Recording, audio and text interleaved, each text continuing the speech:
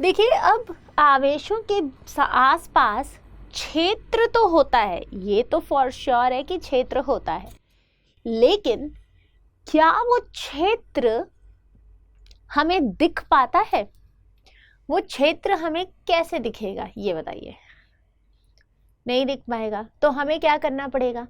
उसके आसपास कुछ लाइन ड्रॉ करनी पड़ेगी, राइट। तो अब जैसे मान लीजिए कोई आवेश है और उस आवेश के चारों तरफ जब आप कुछ लाइन ड्रॉ करेंगे तो आपको पता चलेगा कि भाई इस आवेश का क्षेत्र यहाँ पे मौजूद है, ठीक है, राइट। तो विद्युत क्षेत्र रेखाएं आवेशों के विन्यास के चारों ओर विद्युत क्षेत्र को दर्शाने का एक चित्रात्मक तरीका है, ठीक है।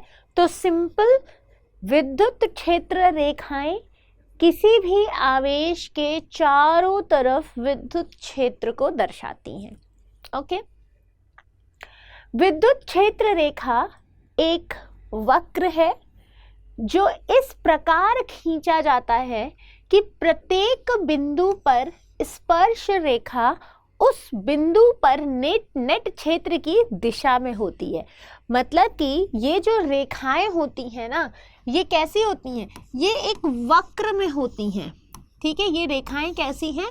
वक्र में होती हैं। हमेशा ये कैसी होती हैं? एक वक्र में होती हैं। अब ये ऐसी है कि इनके हर बिंदु पर, ठीक है, इनके हर बिंदु पर जब आप टेंजेंट ड्रॉ करेंगे, ठीक है, जब हर बिंदु पे आप टेंजेंट ड्रॉ करेंगे ना, तो आपको वहां पे उनसे दिशा पता चलेगी, उनकी दिशा पता चलेगी यहाँ से, ठीक है। दिशा कैसे पता चल रही है, समझ में आ गया आपको? ठीक है। विद्युत क्षेत्र दूरी के वर्ग के व्युत्क्रमानुपाती होता है, इसीलिए आवेश के पास विद्युत क्षेत्र अधिक होता है और आवेश से दूर जाने पर ये क्षेत्र घटता जाता है, ठीक है।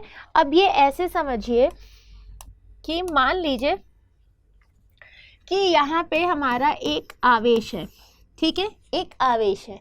तो अब जितना इसके पास लाइन होगा, ठीक है, अब मान लीजिए ये लाइन अभी एकदम पास में है, तो जितना आप इसके पास में होंगे उतना आपको यहाँ पे विद्युत क्षेत्र ज़्यादा होगा।